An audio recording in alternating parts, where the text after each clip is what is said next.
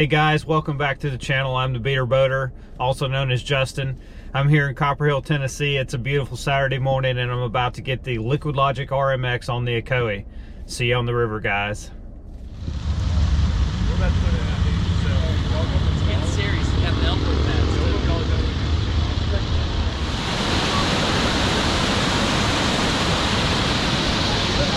You got this, dude. Stay cool. You got it. Hey, when he moves, let's put our boats right here. Go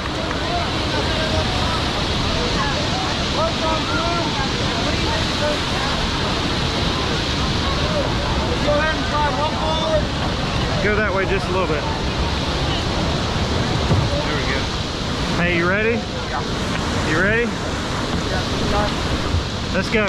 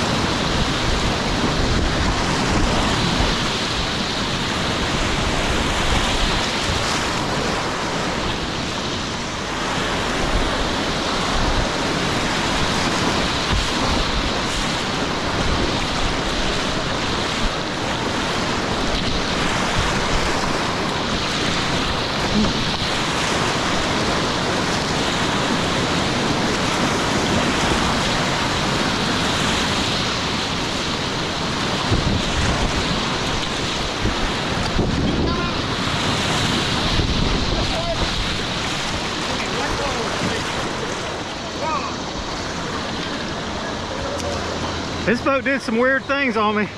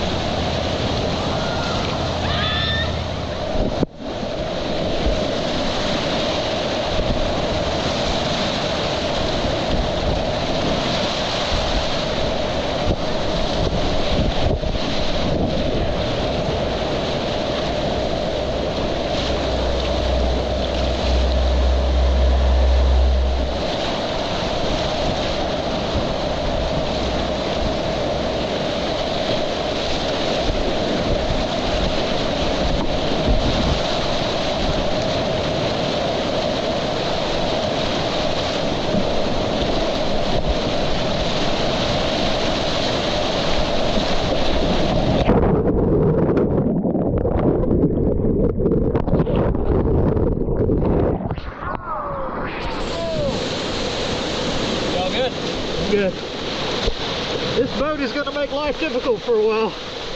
Big good for you.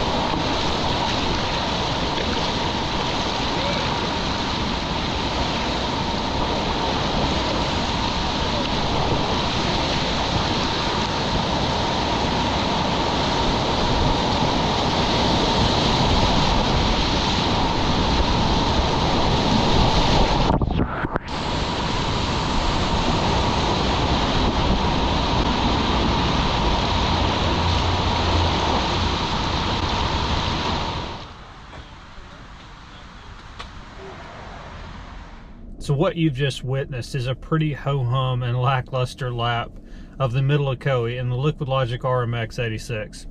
I brought the boat to the Ocoee to paddle it some more, to figure out more of its personality, to see what I thought of the boat, and to kind of bond with it. It's my new creek boat, and creek boats, we ask a lot of them. They're our confidence boat, they're our safety blanket, they're the boat that we go to when we're in challenging water. And we want to make sure that we know that boat well, right? Because that's probably in our arsenal of boats. The creek boat is probably your most important for all the reasons that I just mentioned. So I don't know if you noticed in the video footage that I just shared with you or not, but I have really struggled to get the personality of the RMX 86 down. As a matter of fact, I did not enjoy my Ocoee laps at all in this boat. I really struggled to get this boat under control. I really struggled to get it to track. And you can see several times in the clips, I would go to do a hanging draw or a draw stroke to kind of pull the boat back in line, and it would actually do the opposite. It would turn away from me. It would sort of auto eddy out in the middle of rapids. I never could get this boat really dialed in. Over the course of the multiple laps that I did paddle the boat on the Ocoee, I did move the seat around. I moved the seat. Felt like I was too back maybe on the first lap. Moved the seat forward. I never could get this boat to do what I wanted it to do, which is huge, right? So the one thing that I found that I really need in a creek boat, and the RMX has helped me discover this, is tracking. Like, I want a boat that goes exactly where I want it to go. And the RMX kind of reminded me of the fusion of two other boats that I have paddled in my past. So I owned a Piranha 9R2, and my first creek boat was a Mamba. And so the 9R2 was very fast. The LiquidLogic RMX definitely has that same kind of speed profile as the 9R2. And then the Mamba was kind of my introduction to edging. And Mamba edges were kind of strange. They weren't very aggressive. They didn't run the entire length of the boat, and you would occasionally trip up on the Mamba's edges. For as good of a boat as it was, that was its one kind of Achilles heel. And you'd be paddling along, trying to make a ferry, moving across current, and the Mamba would just spin you around and kind of auto eddy you out. And I had that same experience with the RMX 86. It would do kind of the same thing, and it was a fusion of those two boats. And so ultimately, the RMX 86 is not going to be my go-to creek boat. As a matter of fact, I was so disappointed with how it performed over the weekend that I am actually going to sell the RMX. So I moved to the RMX out of a Scorch, thinking that the Scorch wasn't my best creek boat option. Maybe I got a little new boat envy. So I moved out of the Scorch into the RMX, and let me tell you something, absence makes the heart grow fonder, right? So I'm actually really missing those Scorch edges.